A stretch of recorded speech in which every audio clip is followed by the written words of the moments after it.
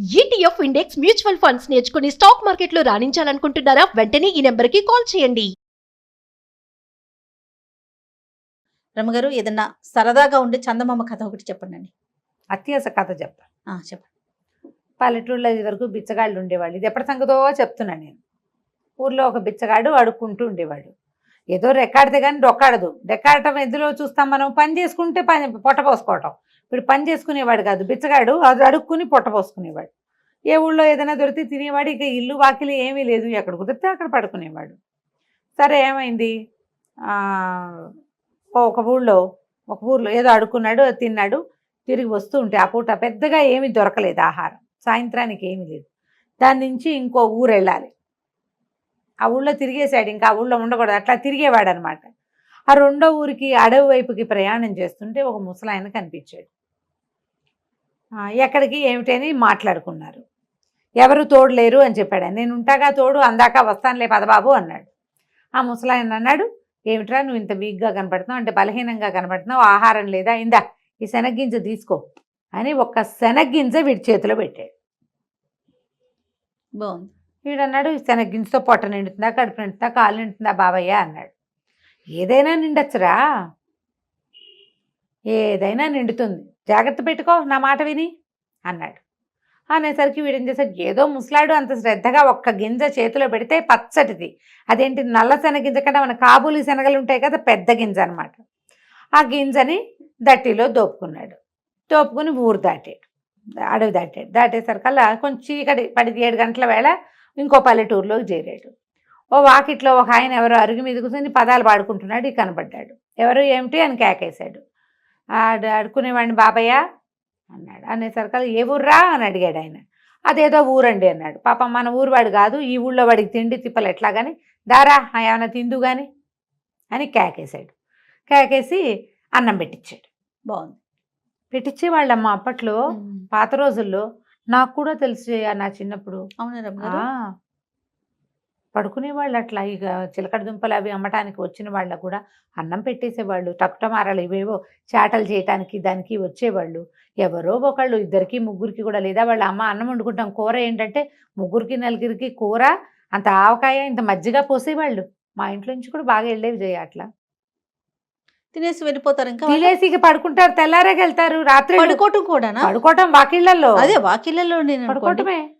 కానీ ఇప్పుడు అసలు పడుకోవటం 3 రోజులు మన ఊళ్ళో అందరిగా పౌడర్ డబ్బాని చాట తయారు చేసేవాళ్ళు వాళ్ళు.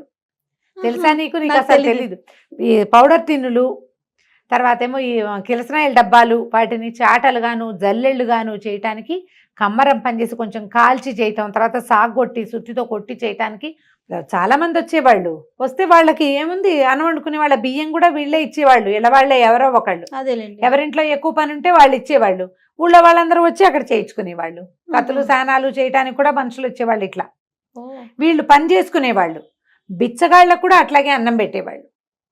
వీళ్ళు పని చేసుకుని 10 రూపాయలు సంపాదించుకుని వెళ్ళేవాళ్ళు.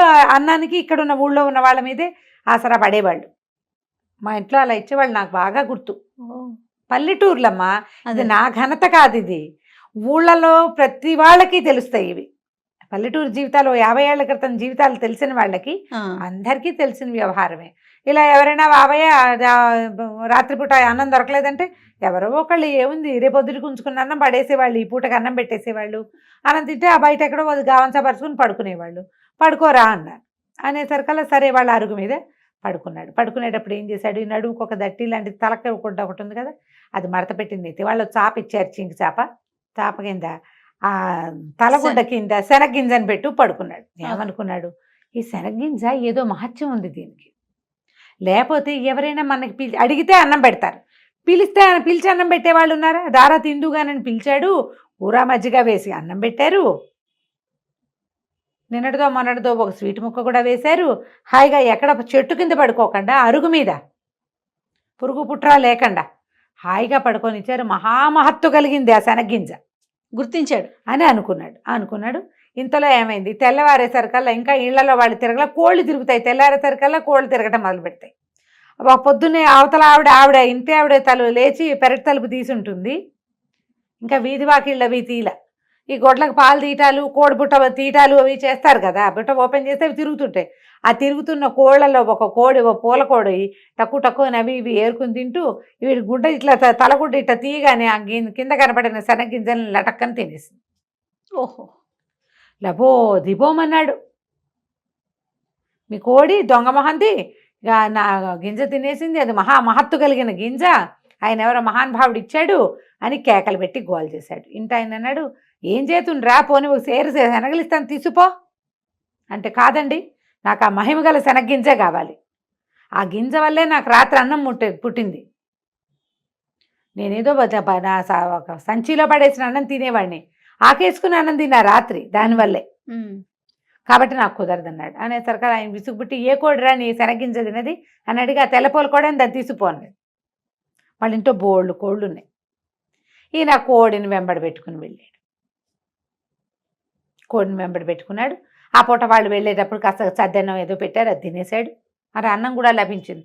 కోడి ఒకటి లభించింది ఎక్స్ట్రా, గింజ వల్ల కోడి వచ్చింది. బాగుంది. కోడిని మోసుకుంటూ పోయాడు, చంకలో పెట్టుకున్నాడు. దానికి కొంచెం మనం అలవాటు అవ్వాలి కదా, మధ్యలో ఎక్కడో పడుకున్నప్పుడు దాని కాలుకో తాడు కట్టి ఓ సన్నది గావంచాని పేని సన్నగా వచ్చే ముఖ చించి పేని తాడు కట్టి తన దగ్గరే ఉంచుకున్నాడు. సాయంత్రానికి ఇంకో ఊరు చేరాడు. ఈ ఊళ్ళో చాలా పెద్ద కమత ఉన్న ఒకళ్ళ వాకిట్లో కూర్చున్నాడు. కూర్చుంటే వాళ్ళు అన్నం పెడతామన్నారు. సరే, అక్కడ వాళ్ళవే బోళ్ళు కోళ్ళు తిరుగుతున్నాయి. తన కోడిని కూడా కట్టేసి తన దగ్గర పెట్టుకున్నాడు. వాళ్ళు ముద్ద అన్నం పెట్టారు. వాళ్ళ వాకిట్లో పడుకున్నాడు. పడుకుంటే తెల్లారేసరికల్లా ఏమైంది, తెల్లవారేసరికల్లా వాళ్ళ కోళ్ళ గంప తీశారు. ఊళ్ళల్లో ఇలాగే కదా జరుగుతాయి. ఆ కోళ్ళన్నీ తిరుగుతుంటే వీడి కోడి వీడు కూడా ఏం చేశాడు, కాస్త మాగనగానే ఇద్దరు కళ్ళు తెరిచి కోడి తాడు కూడా తీసేసాడు. అది పోయి అక్కడ ఉన్న కోళ్ళతో తగాదా పెట్టుకుంది. కోళ్ళు ఎక్కరిసి పొట్టాడుకుంటాయి. ఇది అటు పొట్టాడుకుని ఇటు పొట్టాడుకుని అక్కడ వాళ్ళకి బోల్డంతా కమతం, బోల్డన్ని ఆవులు గేదెలు గొడ్లు ఉన్నాయి. ఇది పోయి అక్కడ పరిగెడుతూ వాటి కోళ్ళతోటి పరిగెడుతూ ఒక ఆవయ్య ఒకటి నుంచుంటే ఆవు పేయ అంటే ఆవు దూడ దాని కాళ్ళ సందులోకి వెళ్ళి అదేమో కంగారు పడి తొక్కేసింది. కోడి కాస్తే చచ్చూరుకుంది. అయ్యో చచ్చిపోయేసరికల్లా మరి ఏం చేయాలి, బయటకు వచ్చాడు. చూసుకున్నాడు, అమ్మో నా కోడి చచ్చిపోయిందో అని గోల పెట్టాడు. ఇది మహామహత్వ కలిగిన కోడి, దీనివల్లే నాకు అన్నం పుట్టింది అన్నాడు. వాళ్ళు ఇంకో 4 కోళ్ళు ఇస్తాను తీసుకోరా అన్నారు. ఆహా, చివరికి ఆ ఇంటి ఆయనకి విసుగుపుట్టి, కోడి సరేలే ఇది మేము కూర అనుకుంటాం కానీ ఇప్పుడు అది ఏ 50 అయితే కోడిని తన్నేసిందో తొక్కేసిందో దాన్ని తను తీసుకుపోరా అని. కోడి కాస్త దూడపిల్ల అయింది. దూడపిల్ల అనకూడదు, దూడ అంటేనే పిల్ల. ఓహో, పిల్ల అంటే పిల్ల, 2 పేదాలు ఉండకూడదు, ఆవు దూడ. ఈ దూడ మెడలో పలుపు తాడు ఒకటి కట్టారు, వీటి చేతిలో పెట్టారు. అది పాలు వదిలేసింది, ఆ మాత్రం ఉంది. పాలు తాగే దూడ కాదు, కొంచెం పెరిగింది.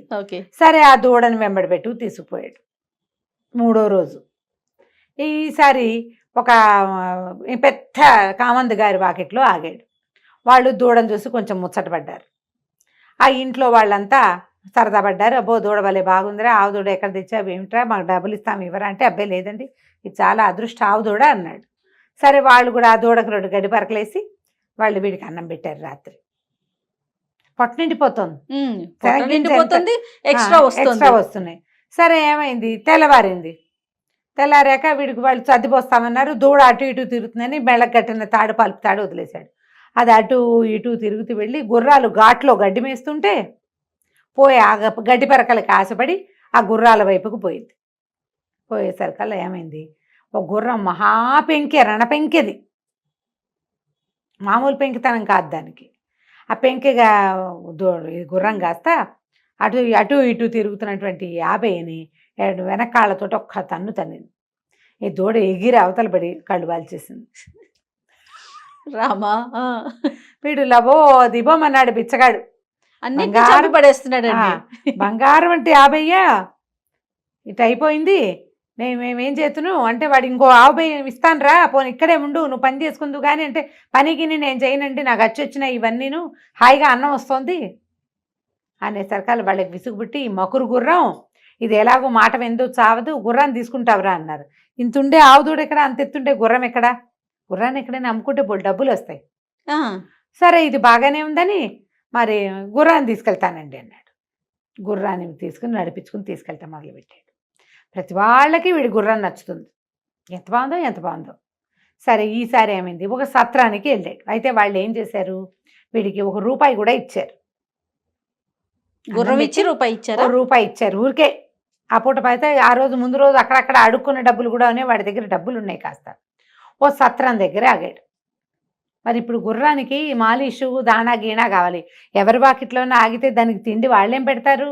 అంతే. సత్రంలో అయితే తనకు అన్నం పెట్టి తన దగ్గర డబ్బులు ఉన్నాయి కదా, దానికి ఏదో దాణా పెడతారు అనుకున్నాడు.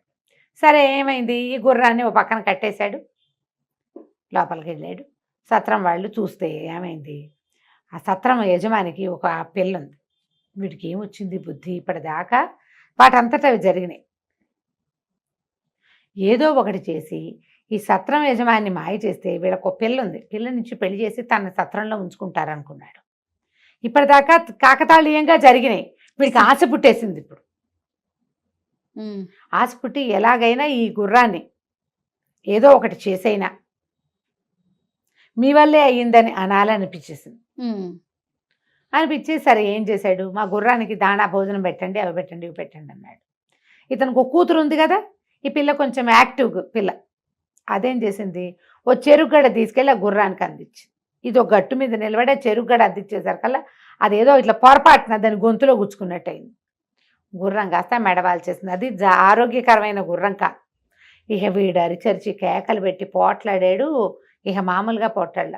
సత్రం యజమాని కాదు, అతను గుమస్తా. ఆ సత్రం నడుపుతాడు, జీతం రాళ్ళకే పనిచేస్తాడు. ఏం చేస్తారు వాళ్ళు, గుర్రం ఇంకోటి కావాలంటే ఎక్కడి నుంచి ఇస్తారు, నాకు ఇంకో గుర్రం కావాలన్నాడు.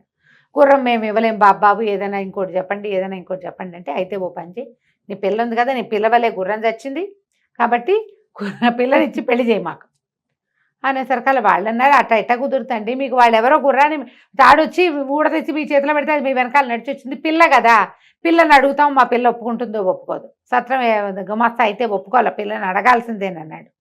సరే వాళ్ళ అమ్మంది, అడిగేదేమిటి పిల్లని, అదే ఒప్పుకుంటుంది, ఏం పర్వాలేదులేండి నేను ఒప్పిస్తాగా అన్నాక ఏమైంది, సరే ఇద్దరు ఏదో మాట్లాడుకున్నారు.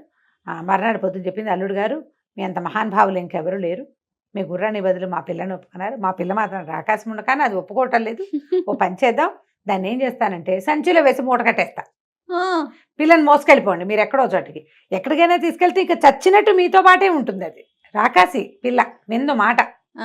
ఇప్పుడు ఇక్కడైతే విందు, మీ దగ్గరికి వచ్చేసాక వెనకేం చేస్తుంది, మరి బస్తా ఒక గోను సంచి వేసి మూట కట్టేస్తానండి, మూట మోసుకెళ్ళండి.